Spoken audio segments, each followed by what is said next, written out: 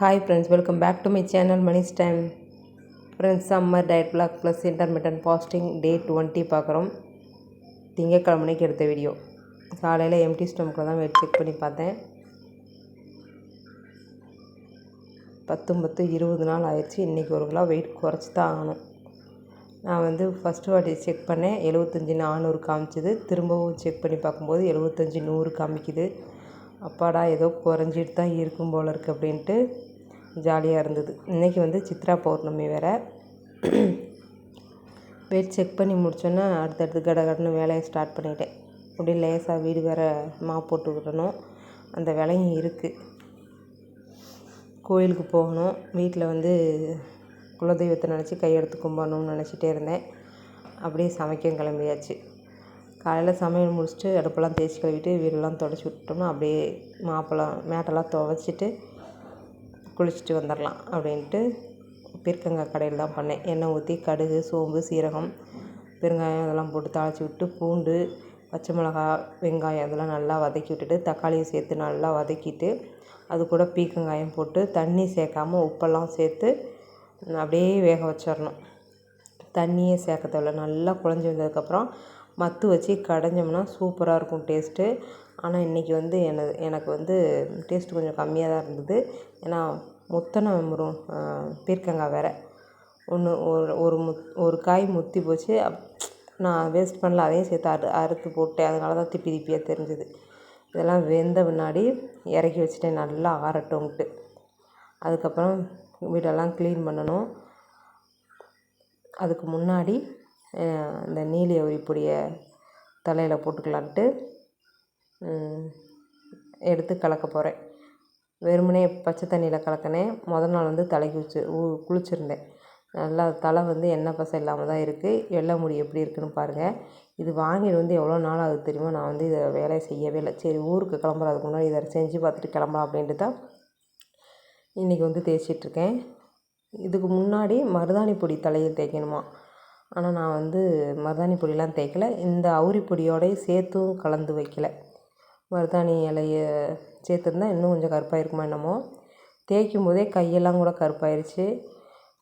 யாராவது தேய்ச்சி விட்டால் கணக்காக அந்த வெள்ளை முடியை பார்த்து தேய்க்கலாம். நானே தேய்க்கிறனால எங்கிட்ட பரக்குழமாக தேய்ச்சி முடிச்சிட்டேன். வாங்கிட்டு 2-3 மாதமே இருக்குன்னு வைங்களேன். 2 மாதத்துக்கு குறையாது. இன்றைக்கி தான் அதுக்கு விடிவு காலம் வந்திருக்கு. இப்படியாவது ஒரு வேலையை செய்கிறேன்ட்டு அப்படியே டிலே பண்ணிகிட்டே போவேன். அப்புறம் கொஞ்சம் நேரம் ஒரு அரை மணி நேரம் இருந்து குளிக்கலாம். ஆனால் நான் ஒரு 1/4 மணி நேரத்துலேயே குளிச்சிட்டேன். அப்படியே அது பச்சை கலரில் தான் இருக்குது. இன்னும் கரையேன்னு ஆகும் போல் இருக்குது. எனக்கு அவ்வளோ டைம் பத்தலை. அதனால் நான் குளிக்க போயிட்டேன். இது இப்படி ஒரு விஷயம் இருக்குது அப்படின்றதே இப்போ செல்லை பார்த்து தான் நான் தெரிஞ்சுக்கிட்டேன்.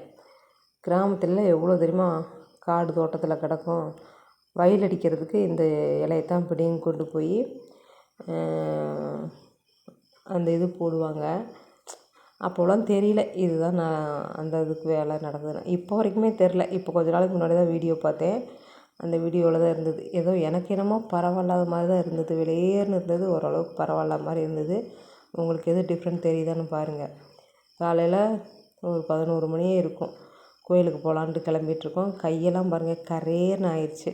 க்ளவுஸ் எதுவும் போடலை. எனக்கு எந்த அரிப்பும் கிடையாது. அந்த மாதிரி யூஸ் பண்ணிங்கன்னா நீங்கள் க்ளவுஸ் போட்டுக்கோங்க. சேருமோ சேரலையோ ஒவ்வொருத்தருக்கும் ஒவ்வொரு மாதிரி. வீடெல்லாம் க்ளீன் பண்ணி முடிச்சுட்டு விளக்கெல்லாம் தேய்க்கலை. அது தேய்ச்ச மணிக்கு இருந்தது. பூ மட்டும் மாற்றிட்டு நிலவுக்கு முன்னாடி விளக்கேற்றிட்டு வீட்டுக்குள்ளேயும் போய் விளக்கேற்றி சூடம், சாம்பிராணி, பத்தியெல்லாம் காமிச்சிட்டு நிம்மதியாக சாமி கும்பிட்டு கோயிலுக்கு கிளம்பிட்டோம். சித்ரா பௌர்ணமினா ஊர்லெலாம் மாலை போட்டு குலதெய்வம் கோயிலுக்கு போவாங்க. நாங்கள் தான் போக முடியாமல் போச்சு. இனி தான் ஊருக்கே போகிறோம். அதனால் வீட்டில் சாமி கும்பிட்டு குலதெய்வத்தை நினச்சி கும்பிட்டாச்சு. அப்புறம் சித்திரகுப்தர், பெருமாள் இவங்களெல்லாம் கும்பிடணும் போகலாம். அவங்களெல்லாம் மனசார நினச்சி கும்பிட்டாச்சு. ஒவ்வொன்றா சாம்பிராணி காமிச்சிட்டு அதுக்கப்புறம் சூடம் காமிச்சிட்டு ஒவ்வொரு வேலையாக காமிச்சிட்டு இருந்தேன். முடி அந்த வேம்பாலம் பட்டை தேய்க்கிறதால வளருது. ஆனாலும் கொட்டிக்கிட்டு தான் இருக்குது. நான் கட் பண்ணி விட்டுருந்தேன். இப்போ வளர்ந்துருச்சு. கருப்பான மாதிரி தெரியல. ஆனால் பரவாயில்ல. நான் ரெடி பண்ணி தேய்ச்சது எனக்கு பரவாயில்லாத மாதிரி இருக்குது ஃப்ரெண்ட்ஸ். இந்த வர விலாகில் சொல்கிறேன் அப்படின்னு சொல்லியிருந்தேன். இன்றைக்கி வேம்பாலம் பட்டையோட ரிசல்ட் வந்துடுச்சு. முடி வளருது எனக்கு, அவ்வளோதான். இவங்களெல்லாம் சாமி கும்பிட வச்சு சாப்பிட வச்சு முதல்ல சாப்பிட்டாங்க.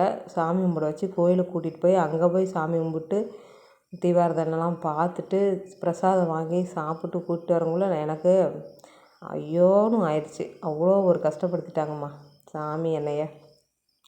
என் தங்கச்சி வேறு வரல, நாங்கள் மட்டும்தான் போயிருந்தோம். நான் 2 பசங்க, 4 பசங்க, என் தம்பியோட எல்லோரும் போயிருந்தோம். வீட்டில் ஒரு வழியாக சாமி கும்பிட்டு வர்றீங்களான்னு கேட்டேன். அப்புறம் எங்கள் தம்பி மட்டும் வந்திருந்தான். நாங்கள் கிளம்பிட்டோம் கோயிலுக்கு.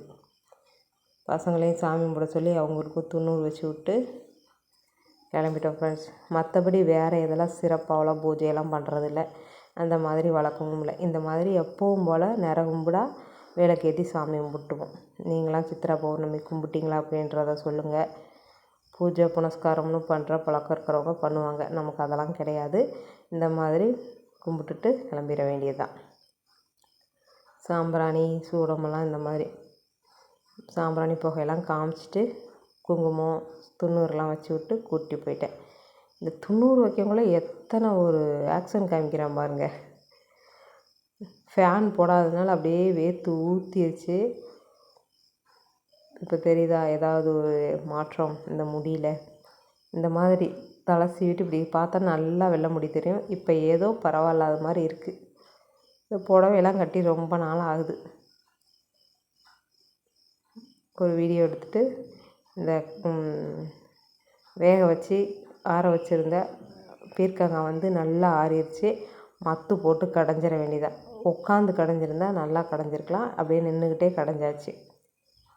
என் பொண்ணு தான் வீடியோ எடுத்துகிட்டு இருந்தா. சாப்பாடு வந்து வடிச்சிட்டு பீர்க்கங்காயை கடைஞ்சி வச்சுட்டு தயிர் இருந்தது எடுத்து வச்சுட்டு நாங்கள் வந்து கிளம்பிட்டோம். அங்கே போன கொஞ்ச நேரத்துலேயே அபிஷேகம்லாம் ஸ்டார்ட் பண்ணிட்டாங்க. அதுக்கு முன்னாடி நான் சாப்பிடவே இல்லை. மணி பார்த்திங்கன்னா 11:30 ஆயிடுச்சு, ஆக போகுது. நானும் என் பொண்ணும் ஆளுக்கு ஒரு செவ்வாழைப்பழம் சாப்பிட்டோம். இதுதான் என்னோடய பிரேக்ஃபாஸ்ட்டு. செவ்வாழைப்பழம் அது எப்படி வெயிட் கெயின் ஆகுது அப்படிம்பாங்க. நமக்கு என்னமோ பரவாயில்லாமல் தான் இருக்குது. டெய்லியும் ஒரு செவ்வாழைப்பழம் தின்னாலும் பரவாயில்ல எனக்கெல்லாம். அது வந்து வெயிட் ஏறும் அப்படின்னு நினைக்கிறவங்க என்னைக்காவது ஒரு நாளைக்கு சாப்பிட்டுக்கோங்க. நமக்கு வந்து எந்த கண்டிஷனும் கிடையாது. இதைத்தான் ஃபாலோ பண்ணணும், அதைத்தான் ஃபாலோ பண்ணணும். ஏதோ எனக்கு தெரிஞ்ச மாதிரி ஃபாலோ பண்ணுறேன். அது மூலயமா கொஞ்சம் வெயிட் லாஸ் ஆகுது, அவ்வளோதான் ஃப்ரெண்ட்ஸ். நாங்கள் வந்து வாழைப்பழம் சாப்பிட்டு கோயிலுக்கு போயிட்டோம். அங்கே போனால் கூட்டமாக இருந்தது. எல்லாம் காலையிலே பால் குடம் எடுத்துகிட்டு அபிஷேகம்லாம் பார்த்துட்டு அங்கே நிழலில் வெயிட் பண்ணிகிட்டு இருந்தாங்க. நாங்கள் வந்து சாமி கும்பிட்றதுக்கு தான் போனோம். கும்பிட்டு திருநீர்லாம் வச்சுட்டு வந்து பிரசாதத்துக்கு லைனில் நின்றுட்டோம். ஆளுக்கு ஒரு தட்டு கொடுத்தாங்க. வாங்கிட்டு தயிர் சாப்பாடு, பிரிஞ்சி, கேசரி, அதுக்கப்புறம் இன்னொன்று என்னமோ கொடுத்தாங்களே, கத்திரிக்காய், இதெல்லாம் கொடுத்தாங்க. நல்லா வாங்கி நிறைவாக சாப்பிட்டு வீட்டுக்கு வந்தாச்சு.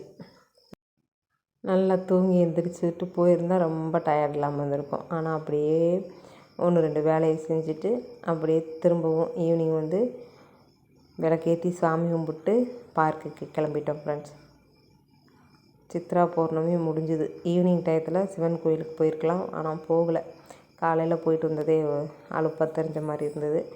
அதனால ஈவினிங் வந்து போகலை. பசங்கள்லாம் பார்க்கு போகலான்னு சொன்னாங்க. நான் வந்து பார்க்குக்கு போயிட்டோம். நாங்கள் 2 பேரும் சேர்ந்து அப்படியே வாக்கிங் போனோம். தங்கச்சிட்ட எனக்கு முடி வளர்ந்துருத்தா தங்கச்சி அப்படின்னு கேட்டேன். அதெல்லாம் அப்படின்னுட்டு இருந்தா. சரிடின்ட்டு வாக்கிங் முடிச்சுட்டு வந்துட்டோம். இதுதான் இன்றைக்கி வாக்கிங் ஸ்டெப்பு. ஏன்னா காலையில் நடக்கவும் இல்லை. நைட்டுக்கு டின்னர் பார்த்திங்கன்னா பப்பாளி பழத்தோடு முடிச்சுட்டேன் ஃப்ரெண்ட்ஸ். ஏன்னா காலையிலே ரைஸ் ஐட்டம் சாப்பிட்டேன். அதனால் நல்லா பப்பாளி நல்லா பழுத்த பழமாக இருந்தது, நல்லா கனிஞ்சிருந்தது. நல்லா தோலெலாம் சீவிட்டு எனக்கு தகுந்த மாதிரி சின்ன சின்னதாக கட் பண்ணிவிட்டு ஸ்பூன் எடுத்துகிட்டு வந்து உக்காந்தாச்சு. சாப்பிட்டுட்டு நல்லா தூங்க வேண்டியதான். என்ன 8 மணிங்கிறது இப்போலாம் 8:10 கூட ஆயிடுது. கொஞ்சம் டைமிங் தான் மீறி போயிடுது. தண்ணி வந்து ஞாபகமே வர மாட்டேங்குது குடிக்கிறதுக்கு. நல்லா வாட்டர் பாட்டிலை ஃபில் பண்ணிவிட்டு முன்னாடியே வச்சுக்கோங்க. டைமிங்குள்ளே சாப்பிட்டோம்னா இன்னும் கூட நல்லா குறையும். ஆனால் நமக்கு வந்து குறையதான் மாட்டேங்குது. கொஞ்சம் கொஞ்சமாக தான் குறைஞ்சிருக்கு ஃப்ரெண்ட்ஸ். நாளைக்கு பார்க்கலாம். 20 நாள் முடிஞ்சிருச்சு. 10 20 நாள் 1 கிலோ குறைஞ்சிருக்கணும். எந்த அளவுக்கு இருக்குதுன்னு பார்க்கலாம். ஏன்னா காலையிலே நான் வந்து வாழைப்பழம் சாப்பிட்டேன், நைட்டுக்கும் பப்பாளி பழம் சாப்பிட்டேன். மதியம் ஒரு நேரம் தான் ரைஸ் ஐட்டம். குறைஞ்சிருக்கா குறையலையா அப்படின்றத செவ்வாய்க்கிழமை பார்க்கலாம். தேங்க்ஸ் ஃபார் வாட்சிங் ஃப்ரெண்ட்ஸ். பாய். சப்ஸ்கிரைப் பண்ணிவிட்டு சப்போர்ட் பண்ணுங்கள். நன்றி.